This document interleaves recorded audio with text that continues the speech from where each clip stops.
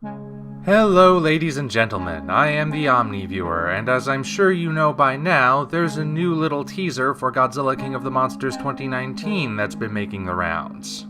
The official title of the spot is Beautiful, though some have taken to calling it The Lizard of Oz because of the interesting choice in music, that being an epic cinematic version of Somewhere Over the Rainbow.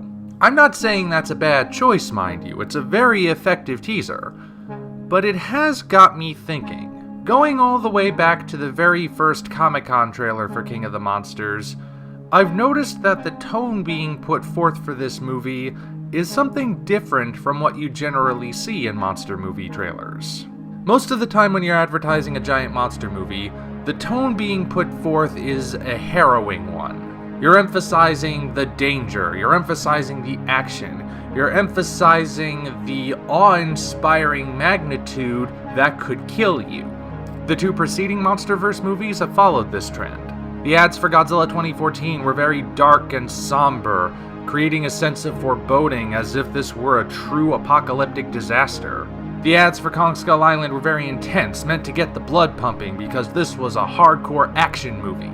And we've had one trailer for Godzilla King of the Monsters that's been action-packed, but the majority of trailers and TV spots, and even the posters, have been of a different kind of tone. They've been emphasizing the wonder, the awe, the sheer majesty of these enormous creatures.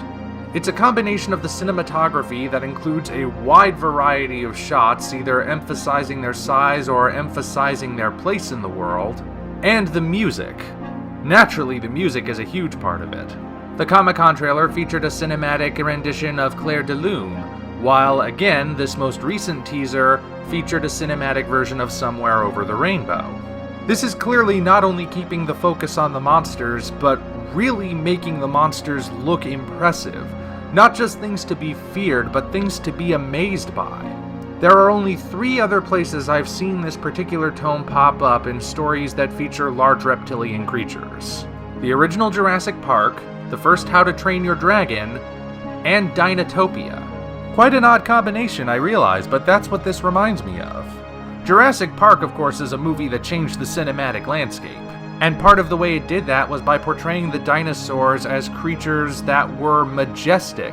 Some of them were dangerous, sure, but they weren't malicious, they were incredible. The first How to Train Your Dragon movie took a very similar approach when it came to dragons. Normally, these creatures are portrayed as enemies, monsters to be slain by the hero. Yet these movies, particularly the first one, were about discovery and the sense of wonder that a dragon brings with it. The best scene in that whole movie was the scene where Hiccup and Toothless figure out how to fly together. Not that everything else in the movie was disposable, mind you, but it's the flying scene in particular that really drove home the idea of this is something different. This is something awe-inspiring. And Dinotopia is a book that's just wonder from start to finish. Even without James Gurney's narrative surrounding them, the paintings he made of these dinosaurs and this civilization where man and dinosaur coexist really convey a sense of incredible wonder. That's the word that keeps coming up, wonder. And I'm realizing now, after seeing these trailers for King of the Monsters, how rare it is for that sense of pure wonder to be applied to kaiju.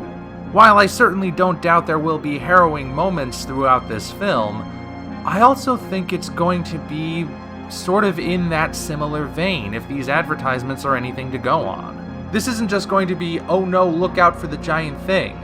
It's going to be, look at how amazing that giant thing is.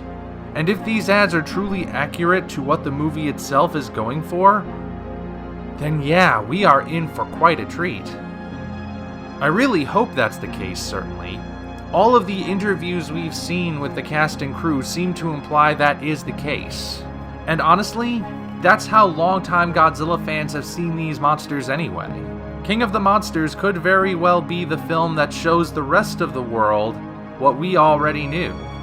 That being said though, maybe we want to start pulling back a little, because I do feel like these trailers are starting to give away maybe just a little too much. Let's just pull it back a little. I'm okay with a few more TV spots showing us stuff we've already seen. Save some stuff for when we're actually in the theater. But with all of that in mind, you guys are free to leave your thoughts on this new trailer and what you think the tone of the film might be in the comments section below. Until such time as we meet again, this is the OmniViewer signing off. If you enjoyed this video, be sure to like it as well as subscribe to the channel for more content of a similar nature. Also, check the description for links to our Twitter, DeviantArt, and Patreon pages, as well as the Amazon link for the novel Operation Red Dragon: The Daikaiju Wars Part 1, penned by yours truly.